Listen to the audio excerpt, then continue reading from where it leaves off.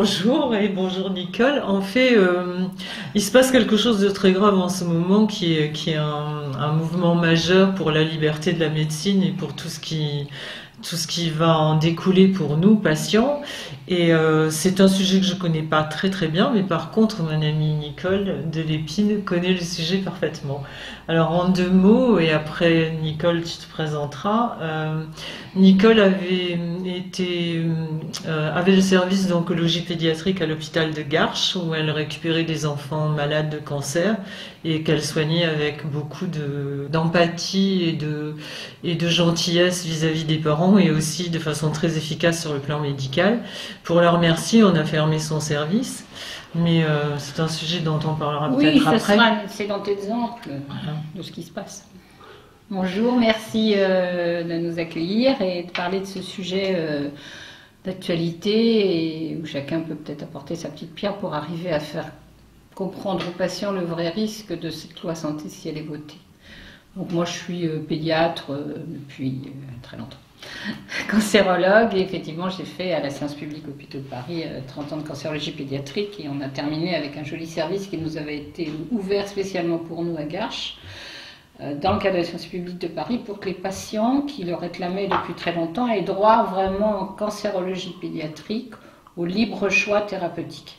C'est-à-dire que quand on leur imposait à, je veux dire, Limoges, Caen ou Paris, ou peu importe, dans les autres services de cancérologie pédiatrique de France et de Navarre, on leur proposait uniquement comme traitement un essai thérapeutique ou un traitement standardisé, ils pouvaient venir chez nous puisque c'était un hôpital universitaire reconnu, enfin il n'y avait pas c'était pas de la médecine alternative, ni complémentaire, ni parallèle, ni quoi que ce soit, c'était de la médecine officielle reconnue par les autorités. Et donc les patients avaient le choix de venir discuter d'un autre traitement possible, pas forcément d'ailleurs, mais possible, et donc de recevoir un traitement, ce que nous avions appelé individualisé, mais le mot, comme tous les mots en France maintenant, sont utilisés autre chose. Surtout celui-là. Donc c'était un traitement qui était adapté à chaque personne et pas à chaque petite cellule. Donc il y avait effectivement beaucoup de patients qui étaient contents de trouver une opportunité de choisir le traitement. Et ce choix a été interdit aux enfants atteints de cancer, ou plutôt à leurs parents, par la fermeture de notre service. Est-ce que l'unité d'oncologie pédiatrique de l'hôpital Raymond Poincaré de Garches sera fermée? Oui ou non? Oui. Oui, elle sera fermée.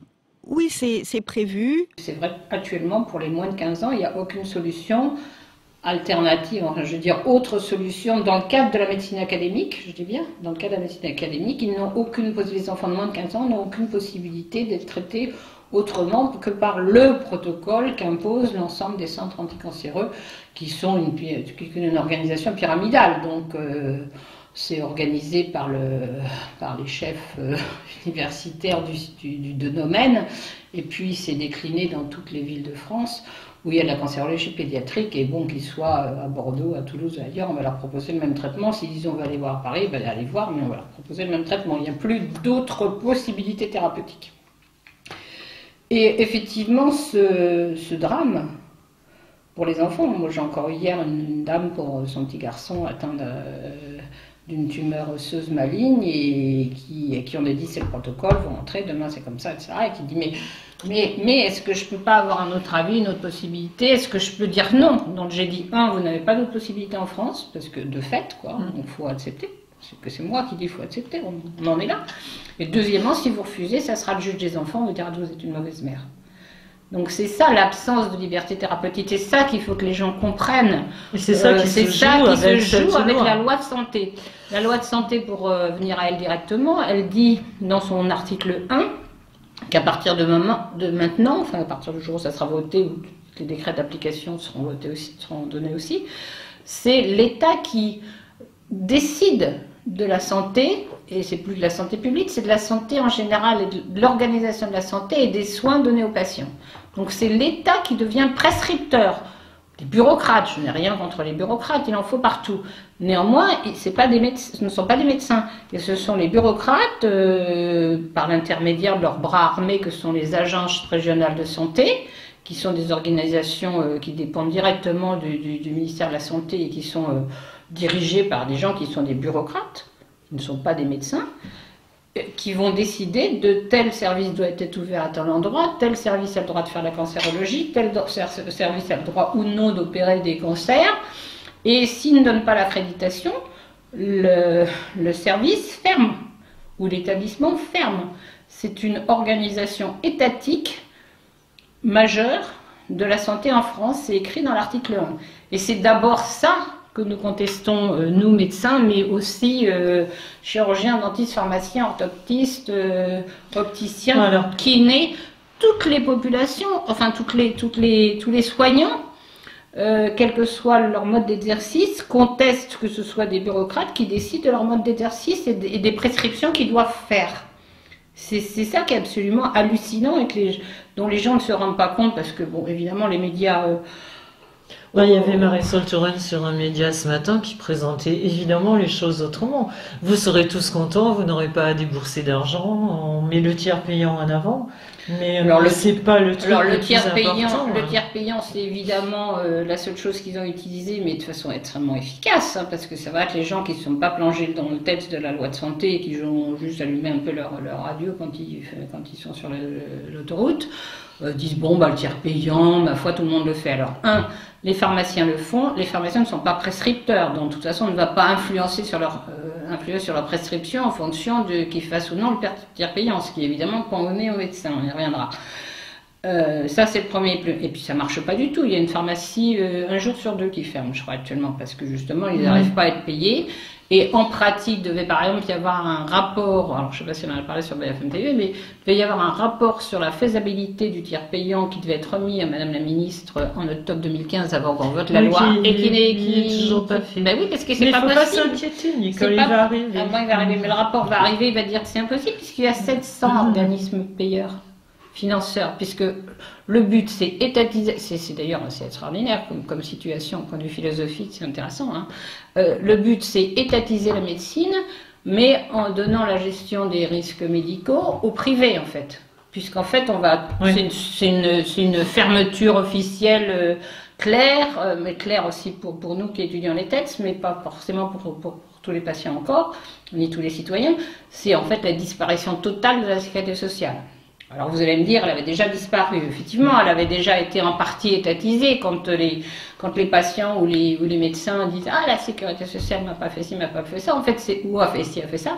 C'est sur ordre du ministère depuis déjà de nombreuses années. Mais c'était quand même pas tout à fait en totalité. Hein. En 1945, mon papa était un des fondateurs de cette sécurité sociale. C'était un organisme paritaire entre patrons et employés. Et c'était indépendant de l'État. Et puis dans les années 65-67, là je crois que c'est à ce moment-là ils ont commencé à étatiser.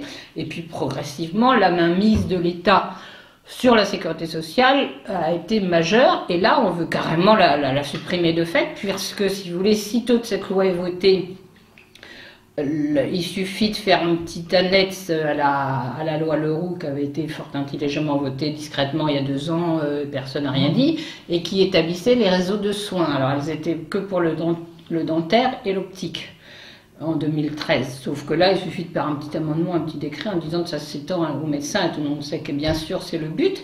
Et à ce moment-là, les assurances privées et les mutuelles, mais elles sont quasiment toutes aussi privées les unes que les autres, hein, il n'y a plus de mutuelles au vrai sens là aussi de 46, les assurances privées vont décider du réseau de médecins, d'opticiens, dentistes, c'était déjà le cas, auquel, en fonction des cotisations que vous allez payer, vous aurez droit. Donc vous aurez le droit, là il y a un médecin juste à côté de ma porte, je vais dire, mais je n'aurai pas le droit d'aller le voir, mais il ne sera pas dans mon réseau. Il sera mon réseau, il sera éventuellement à 20 km. Et puis les médecins qui auront signé un contrat avec une de ces 700 assurances, il y a déjà la facilité administrative, mais indépendamment, il se sera engagé en signant un contrat de travail préférentiel avec cette assurance-là, eh bien, par exemple, qui prescrit des génériques à tout le monde, qui prescrit pas tel examen, ou qui prescrit au contraire systématiquement un dépistage du cancer du sein, comme ça va faire plus de femmes qui vont être opérées, ça va rapporter des sous, et ça va pas sauver, au passage, ça va pas sauver de vie ni de sein. Toute petite parenthèse. Voilà. Donc le médecin va s'engager, il va être obligé de s'engager s'il veut faire partie d'un réseau fermé, auquel les patients lui seront envoyés d'office par l'assurance, Donc perte de liberté de choix, vous voyez déjà du médecin par le patient, perte de liberté de prescription par le médecin en raison de toutes les injonctions qui lui sont données par l'assurance dont dépend le malade. Ça va d'ailleurs être pratique, vous avez un malade qui vient, moi je fais de l'assurance, attendez, je vais regarder, voir ce que j'ai le droit de vous donner.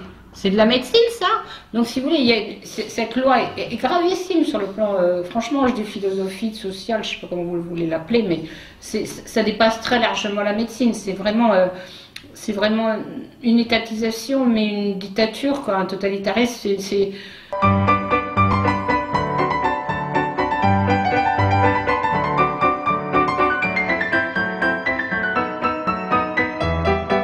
vous voulez, vous avez disparition du serment d'Hippocrate, puisque le serment d'Hippocrate, c'est d'abord, je donnerai à mes patients le meilleur traitement possible, et en plus dans le secret.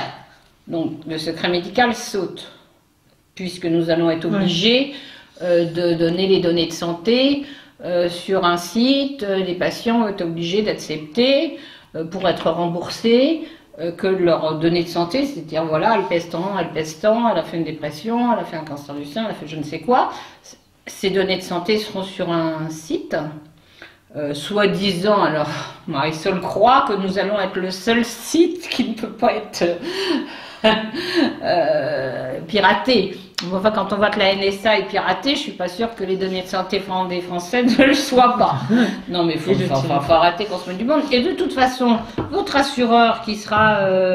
éventuellement même pour votre voiture ou pour votre appartement, quand vous devrez faire un prêt pour un appartement, il vous dira je suis désolé mais là vraiment ou je vous mets une surprime ou je peux pas vous donner ça parce qu'avec vos antécédents, là, votre cancer du sein, votre cancer de je ne sais pas quoi, votre maman qui est claquée de ça, etc.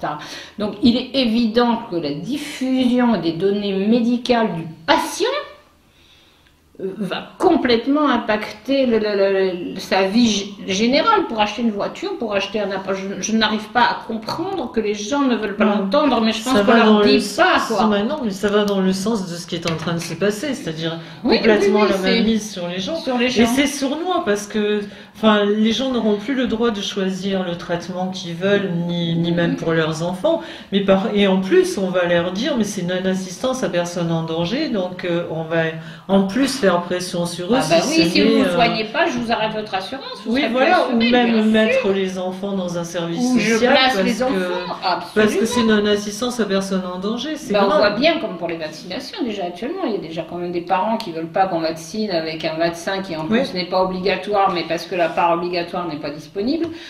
Et qui se retrouvent devant les tribunaux. Puis il faut voir toutes les petites lois qui passent aussi à côté, c'est pas les lois ou les mesures.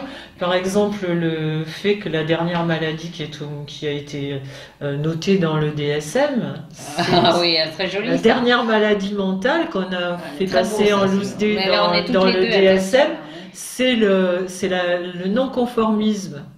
C'est-à-dire que maintenant, dans quelques... Vous aussi, vous êtes bon, hein. On est très bon, rien de nous interviewer. Non, mais quand on met tout ça bout à bout, et puis, si vous voulez, là, ils vous font tout un cinéma sur la médecine prédictive.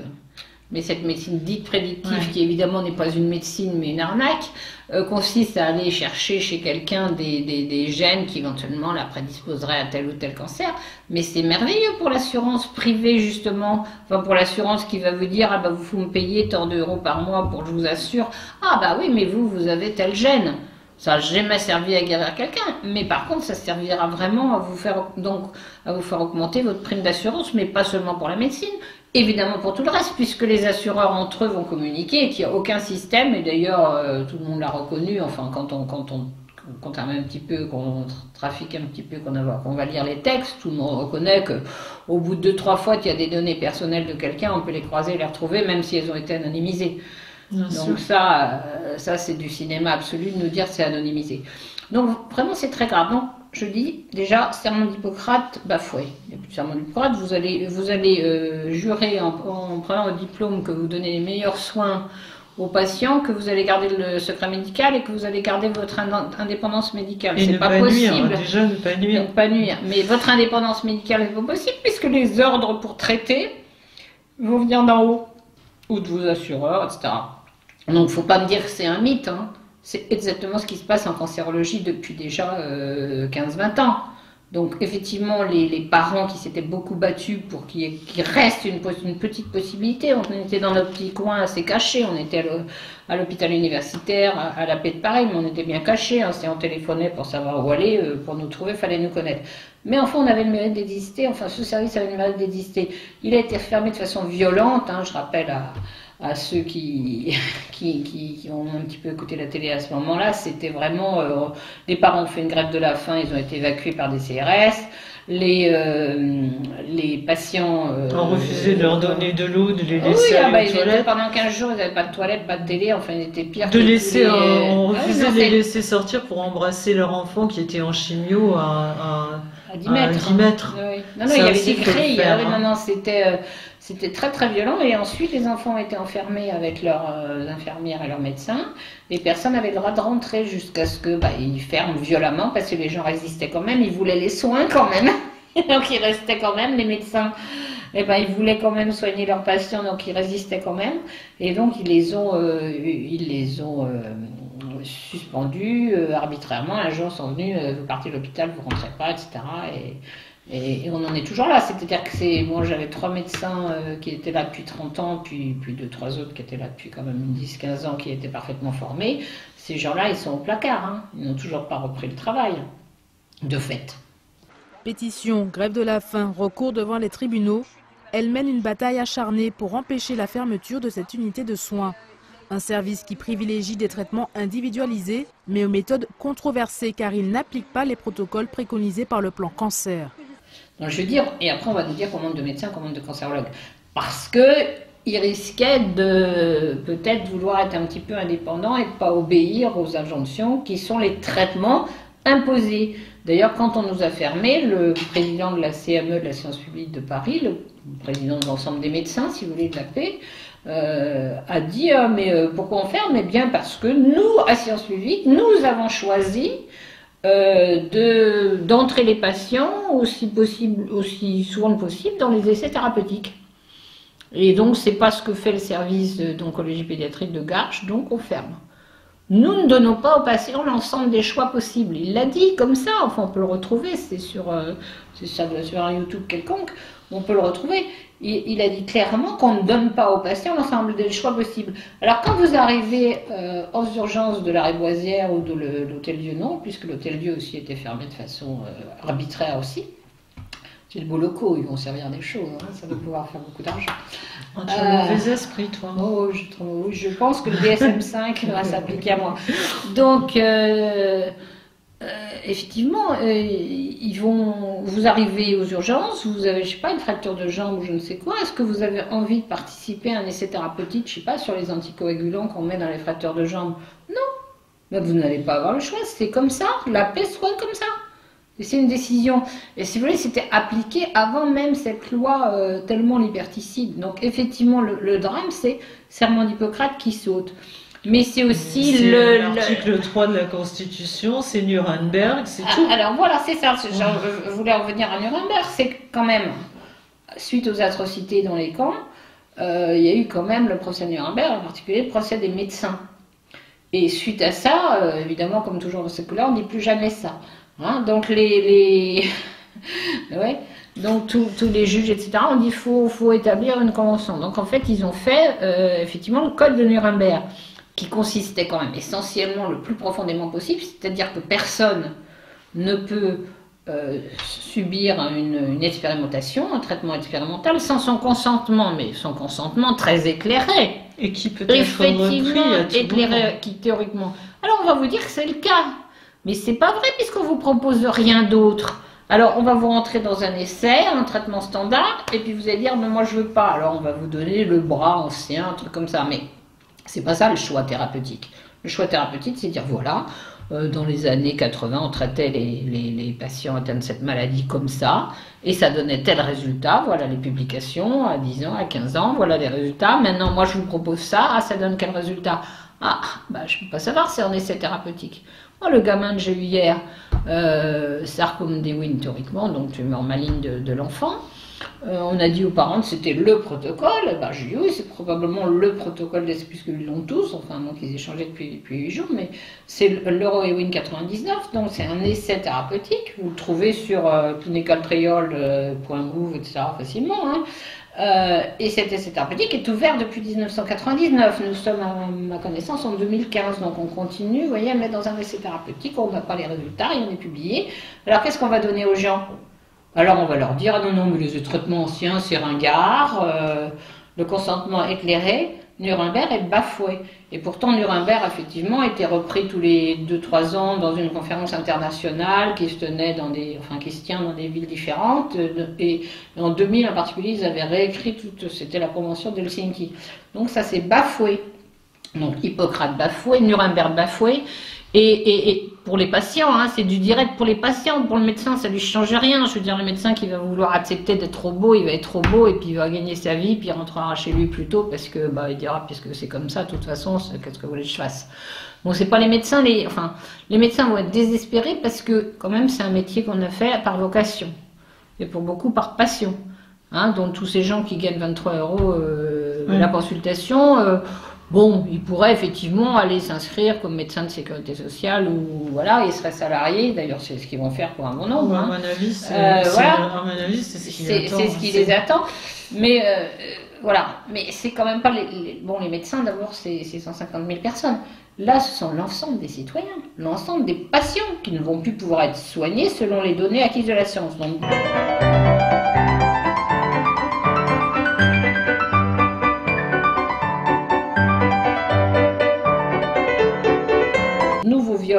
c'est l'arrêt Mercier. Vous savez qu'en 1936, il y a eu un arrêt qui était extrêmement clair, qui disait que chaque patient doit être soigné en fonction des données acquises de la science. Et donc, si vous voulez, depuis, cet arrêt Mercier a fait jurisprudence. Et quand vous avez un procès avec un patient, d'ailleurs on pourrait, j'allais dire rigoler, mais s'il y avait un certain nombre de patients qui portaient plainte, le problème c'est quand ils sont, pour les maladies graves, ils sont tellement effondrés après, et que le juge dise, mais voilà, est-ce que vous avez donné à ce patient les meilleurs soins en fonction des données acquises de la science?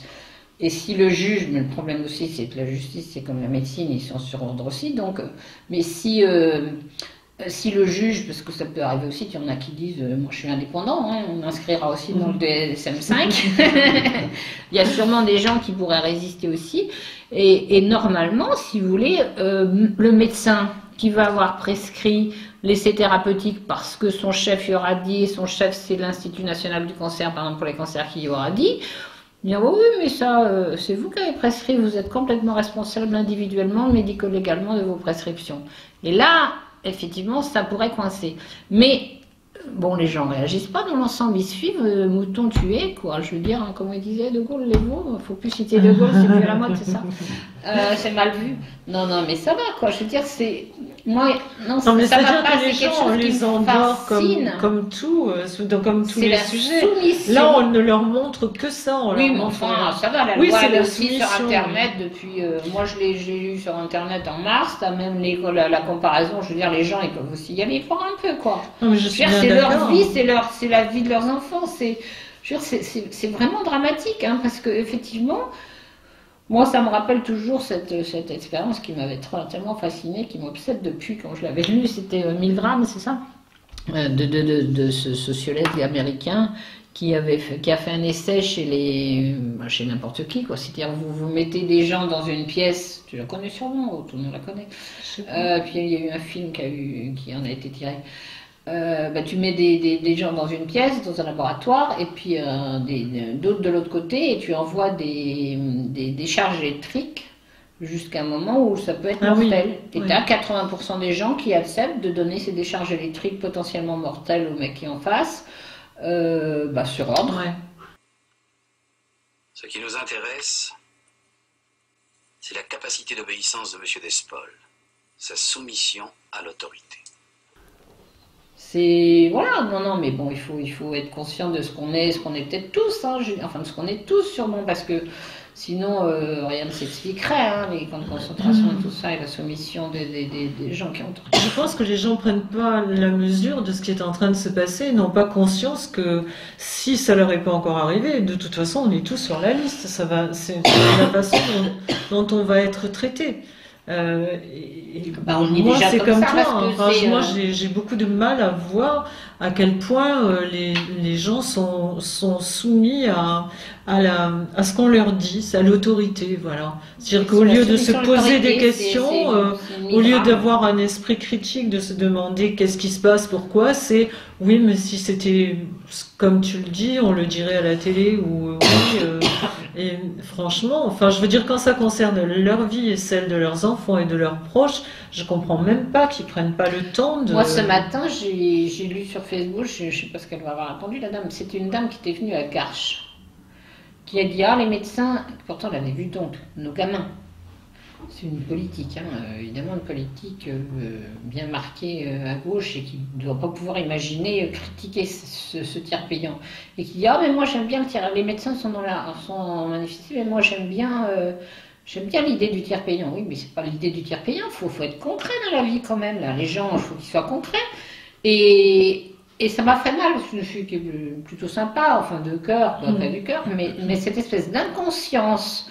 Alors j'ai mis un mot, et je l'ai mis arrobase de son nom, mais j'ai mis un mot en disant, mais comment les gens qui ont connu Garches, qui ont connu ces gens mis à la porte, hein, qui ont éventuellement vu ce film, ce qui était peut-être son cas, hein, Cancer Business Mortel, qui avait été un film qui avait été fait par Jean-Yves Villien, pour expliquer comment ces gens peuvent ne pas voir que c'est un rideau de fumée, et que derrière ces bonnes intentions apparentes, qui sont effectivement inapplicables, il y a des tas de centres de santé qui ont fermé parce qu'ils ont fait faillite, parce que justement ils faisaient le TPG déjà. Il y a 10 millions de gens en France qui ont droit au TPG automatique, hein. Donc faut pas nous raconter d'histoire. Mais il y a il y a beaucoup de centres de santé qui ont fermé parce que ils n'étaient pas payés, quoi. Ils récupéraient pas l'argent qu'ils avaient dépensé, ils ne pouvaient pas payer leurs employés, etc. Donc tout le monde sait que c'est pas possible.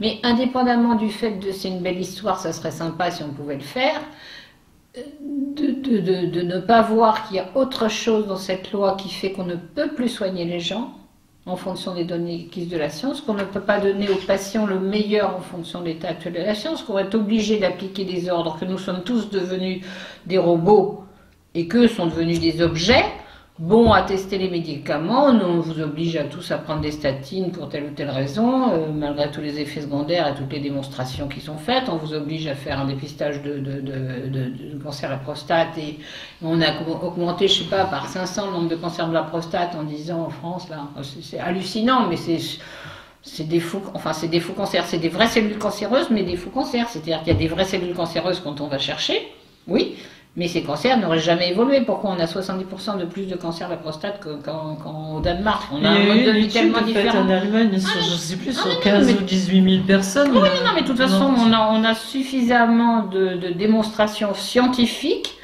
pour même d'ailleurs la Haute Autorité de Santé ne dit plus qu'il faut faire le PSA. Néanmoins, on continue. On a suffisamment de démonstrations scientifiques, on les a publiées, d'autres les ont publiées, plein de gens les ont publiées. Hein. Je veux dire, c'est facile, comme pour le dépistage du cancer du sein, mais on continue parce que c'est des machines à fric.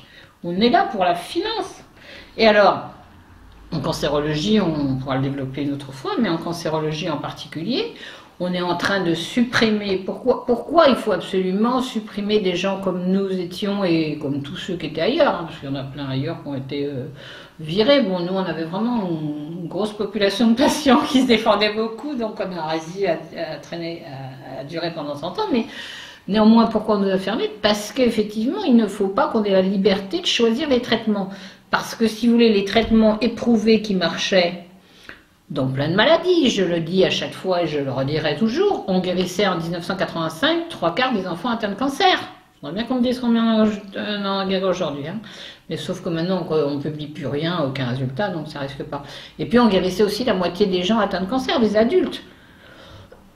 Donc nous avions des traitements éprouvés, démontrés efficaces, publiés dans le monde, hein, je dis pas non. Hein. Et donc, les gens devraient avoir droit à avoir ces traitements. Mais ces traitements, ils coûtent rien. Ils coûtent 50 €, 100 € la semaine.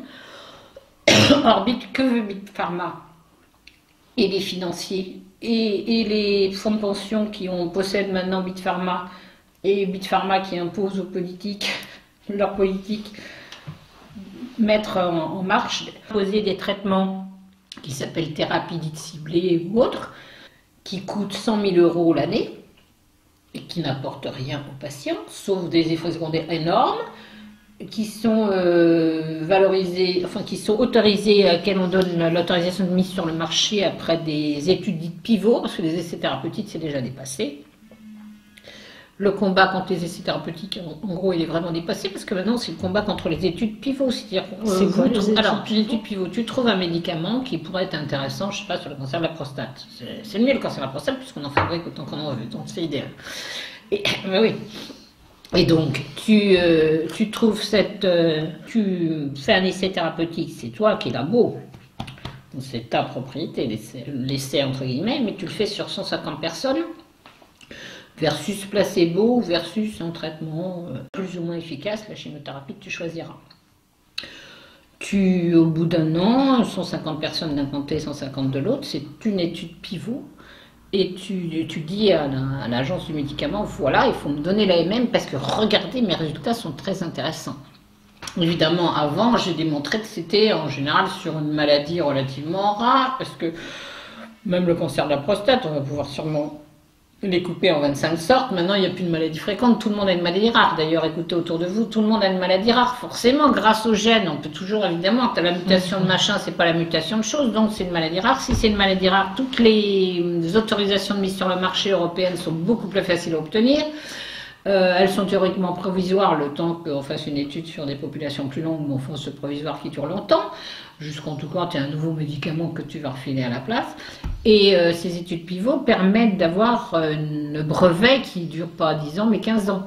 Donc il y a tous les avantages d'avoir une maladie rare. Et puis les gens sont contents. Et puis les gens, tu leur dis, ah bah vous avez une maladie rare. Bon, bah du coup ils accèdent à n'importe quel nouveau médicament, puisque c'est une maladie rare que personne n'a jamais vue. Je n'arrête pas d'avoir des gens au téléphone qui me disent, mon enfant a une maladie rare. Moi, je dis, écoutez madame, j'en ai traité des comme ça, il y a connu des comme ça, traités ou pas traités, mais il y a 30 ans, il y a 20 ans, il y a 25 ans, elles ne sont pas plus rares que d'autres. Tout est une maladie rare, si on veut, évidemment, si on veut, surtout à partir du moment où là, on met un gène par-dessus, là on est dans la maladie exceptionnelle. Donc, maintenant, l'AMM, le plus souvent, on a découvert ça avec Gérard il n'y a pas très longtemps, l'AMM est donnée encore plus vite qu'avant, sur des études extrêmement parcellaires, faites par un laboratoire, sans contrôle de personne, puisque les données lui appartiennent. Donc, les données secrètes appartiendront au laboratoire et que personne ne contrôlera, ça permettra de dire ce qu'on veut. Je ne vais pas dire n'importe quoi, ça serait péjoratif, mais de dire ce qu'on veut. Et donc, s'il y a eu un accident, on peut limiter tel observe, parce qu'après tout, on va dire que c'est pas un rapport. Sur 150 patients, d'ailleurs, c'est assez facile de dire, oh, non, ça, c'est pas un rapport. Et puis, on verra les effets secondaires. Et pour des raisons quand même qui devraient, je sais pas, perturber les patients quand même. Ces drogues expérimentales, franchement expérimentales, auxquelles on a donné l'AMM provisoire, elles sont vendues à des prix qui sont alors plus chers que le diamant, mais il paraît que le diamant c'est instable, donc en tout cas 100 fois plus cher que le prix du diamant, donc 100 fois plus cher que l'or. Comment les gens peuvent-ils comprendre que le gouvernement nous dise la sécurité sociale est en déficit, il ne faut plus rembourser telle aspirine ou tel vénotonique, et qu'en même temps elle donne l'autorisation de mise sur le marché à des drogues expérimentales, et en mettant des prix tout à fait délirants. Alors c'est le cas en cancérologie, mais aussi pour l'hépatite. Tu vois, le Solvadi, là, alors ils sont très fiers, le ministère est très fier, parce qu'aux USA c'est 100 000 $ l'année, et nous ça doit être que 58 000 €. Oh, faut arrêter quoi. Et des drogues qui sont très très mal tolérées, qui ne sont pas expérimentées, donc il y en a parmi elles qui sont quand même extrêmement dangereuses, et dont on démontre 5 ans après que finalement elles ne servent à rien. Ça ne rien. Alors elles servent à maximum d'allonger, alors là dans les études pivots pour obtenir l'AMM, ils montrent qu'on allonge de 2 mois la survie en moyenne, c'est ça, je pense que c'est 2 mois parce qu'en fait ils font le bilan au bout de 2 mois, donc c'est pour ça que c'est tout le temps 2 mois. Donc, quand tu regardes bien, bilan prévu dans l'essai, c'est une forme d'essai thérapeutique, mais je dis c'est plus de notre combat sur les gros essais, tu sais, qui duraient des années, etc. Là, c'est carrément un mode encore différent, quoi, parce que c'est encore beaucoup plus astucieux pour Big Pharma. Hein. Mais encore une fois, il paraît que maintenant Big Pharma ne décide plus de rien, ce sont les fonds de pension auxquels ils appartiennent qui décident. C'est intéressant ça aussi. Voilà, donc cette loi de santé, c'est nous imposer de dépister, par exemple, votre assurance, à vous imposer de faire les PSA, par exemple, même si la HAS dit non, mais votre assurance, elle peut. Après, on va vous imposer un traitement parce qu'on va dire comme ça, vous serez moins malade longtemps. Bon, vous risquez d'en claquer entre-temps, mais c'est pas grave, ça ne sera pas de chance. Et ah non, mais c'est effectivement ça. Et puis alors, après, il y a des tas de détails épouvantables d'autres.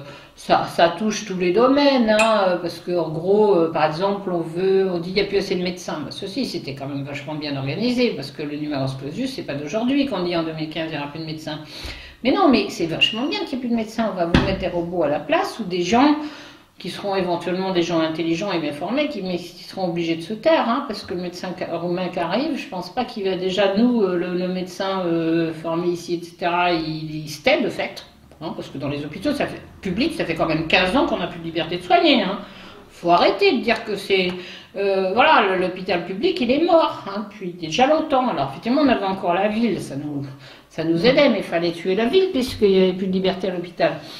Mais bon, alors on va avoir effectivement des gens qui vont arriver et qui seront des super prescripteurs. Ou qui seront des obéissants, des robots obéissants, parce que sinon on leur enlèvera rapidement, puis d'abord ils seront moins bien payés, mais on leur enlèvera leur autorisation de séjour, etc. Bon, c'est facile, hein, ou l'autorisation, même s'ils sont nationalisés entre-temps, mais ouais, mais vous n'aurez pas le visa pour votre famille. Enfin, moi j'ai vu la pression chez mes médecins, hein, quand même déjà. Enfin, chez des médecins que je connaissais, en tout cas, qui avaient peur de réagir parce qu'ils avaient peur de retomber sur les visas de la famille. Ce qui était vrai, faut le dire. Et alors, quelle merveille ils ont trouvé. Alors, il y a tous des paragraphes qui décrivent bien ça, c'est-à-dire qu'on va pouvoir transférer les tâches. Mais ça va loin. Parce que l'infirmière fasse quelques tâches de médecin, pourquoi pas encore, enfin, il y a un certain nombre. Mais l'aide-soignante va pouvoir faire les tâches des infirmières. Et puis, par exemple, dans les maisons convalescence, ou enfin voilà, maisons de repos, retraite, etc., il y a des moments où il n'y a pas de médecin, il n'y a pas de soignant d'aucune sorte. Ah ben c'est pas grave, le plombier, il pourra faire un geste en urgence. Ah mais non, mais c'est écrit, mes enfants, c'est écrit. Non, je veux dire, ils sont fous là, ils se rendent pas compte. Et les gens à qui on va confier ces tâches-là, ils ne se rendent pas compte non plus, parce que la famille, elle va venir, le mec, il va avoir été aspiré, parce que ça va jusqu'à l'aspiration bronchique, hein, quand même, d'une canule. Le mec, je sais pas, le malade, il va être mort, on va dire, mais vous êtes permis de faire ça. Ben oui, c'est dans les têtes. Oui, c'est dans les têtes. C'est pas la ministre qui ira en prison, ça sera lui. Si on fait, c'est la même chose qui se passe à tous les niveaux, parce que là, toutes les tâches vont être mélangées, etc. Mais c'est pareil pour les populations, c'est le remplacement des populations. Ils veulent des populations nomades qui n'aient aucun droit, qui n'aient pas le mauvais esprit des voilà, et aucun critère non plus, ni aucun repère, etc. C'est pareil dans la médecine, ils veulent pas de gens qui leur tiennent tête, c'est clair. C'est clair. Donc on supprime les médecins, on dit oh il n'y a plus de médecins, c'est embêtant, mais bon on est bien content. Et puis on délègue les tâches, mais jusqu'à des niveaux, moi j'ai rien contre le plombier qui est dans une maison de retraite, mais enfin c'est quand même pas lui même s'il n'est pas polonais d'ailleurs, mais c'est quand même pas à lui d'aspirer la petite dame qui est en train d'étouffer quand même. Enfin, je veux dire, c'est hallucinant. Hein. La loi de santé s'applique aux morts. Hein. Vous savez ça. Non. Puisque au passage, ils ont voulu évidemment élargir les dons d'organes. Alors ça aussi, ça fait bien à la télé, ça fait vachement bien. Il y a des tas de gens qui meurent, c'est pas de dons d'organes et ça. Oui. Ben, quand vous regardez, il y a aussi des prix de revient. Enfin, si on étudiait ça de plus près, je pense que les gens qui font une pub pas possible pour les dons d'organes ne sont pas tous désintéressés, on va dire. Hein, vous êtes gentils parce que ça mérite une étude à la claire, là, c'est vrai, bien détaillée. Greffe d'organes et argent, c'est quand même un sujet à approfondir. Mais en tout cas, si on ne va pas jusque-là, en fait, l'État, qui décide de votre santé, n'est-ce pas, de tout, et de votre mort, a décrété que si vous n'aviez pas de votre vivant inscrit sur un registre informatisé, bien quel, hein, pas une lettre qu'on va trouver dans votre portefeuille, non, ça c'est pas une preuve, hein. Donc, comme quoi vous refusiez qu'on prélève vos organes, votre famille n'aura rien à dire. Je veux dire, ça veut dire que on vous enlève la propriété du mort. Enfin, le mort n'est plus du moment où la personne expire, il devient propriété de l'État et pièce détachée. Mais oui, c'est comme une voiture qu'on met à la casse.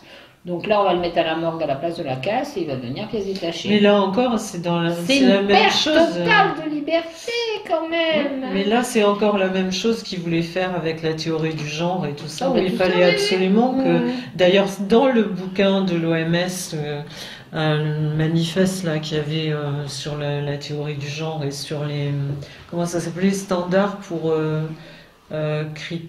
standards pour les critères d'éducation sexuelle en Europe. Il y avait aussi marqué que les parents, les informations formelles n'étaient données que par l'État. Les parents ne donnant que des informations informelles. C'est bien une façon déjà de retirer l'enfant. Et d'ailleurs, il y a plusieurs ministres, etc., qui se sont illustrés en disant que c'était pas les parents, que les parents ne décidaient pas pour les enfants. Alors, de quoi je me mêle, donc on ne peut plus décider pour ses enfants, on ne peut plus décider pour les morts, et on ne peut plus décider pour nous quand on est vivant. Absolument, donc, oui, non, mais il y a plein de trucs comme ça qui sont tout à fait hallucinants dans cette loi et qui sont passés dans le silence absolu. Ah si, tout fait dans la loi. Oui, non, il y a et en particulier le rôle des associations aussi, mais dans les décisions, dans les hôpitaux, etc. Mais c'est invraisemblable parce que les associations, on voit bien, les associations qui ont le droit de décider, c'est celles qui sont subventionnées par l'État. Je veux dire, le 6, là, ceux qui soutiennent toujours le ministre, ils touchent 999 900 €. Enfin, je ne sais pas pourquoi, c'est pour pas que ça fasse 1 million, je pense. Ça doit être moins Est-ce qu'il va falloir déclarer à partir d'1 million? Je ne sais pas. Parce que vous voulez, l'indépendance, non, ils ne sont pas indépendants. Je veux dire, ils ne sont pas indépendants. Ils racontent n'importe quoi. Moi, sur Facebook, vous n'avez pas publié. Bah, s'ils ne va pas aller sur PubMed, donnez-moi la liste. J'ai allé sur PubMed tout seul, enfin, ça va aussi. Mais bon, manifestement, c'est des gens qui sont montés, quoi, pour dire, écoutez, j'ai ouvert un service pendant 30 ans, les gens étaient contents. Ça compte peut-être autant, de toute façon, que les 3 publications qui seraient publiées, là, récemment, dans les revues qui sont subventionnées par les labos. Effectivement, tout ce qui n'est pas essai thérapeutique, ça ne se publie pas. Donc ils peuvent dire que je n'ai pas publié depuis 10 ans, puisqu'effectivement, ils ne veulent publier que l'essai thérapeutique tiré au sort. Donc c'est le grand argument. Enfin, quand un patient, un représentant d'une association de patients vous sort ça comme argument, je trouve qu'on sent que sa liberté est relative. Émoussé. Oui, émoussé. Émoussé. Non, mais on est dans une tragédie. Hein. Si vous voulez, on efface la médecine d'Hippocrate depuis 2500 ans. C'est pas le TPG le problème. On s'en fiche du TPG. De toute façon, ça marchera pas. Ils sont incapables de le mettre en place. C'est ça le comble de l'histoire. Mais c'est un rideau de fumée pour faire ce qu'ils ont passer la perte totale de notre... Oui, mais c'est la médecine d'Hippocrate, quoi. C'est 2500 ans de civilisation qu'on est en train d'effacer, là. C'est pas, c'est pas une petite chose, quoi. C'est pas un détail, c'est pas... Non, c'est gravissime. Gravissime.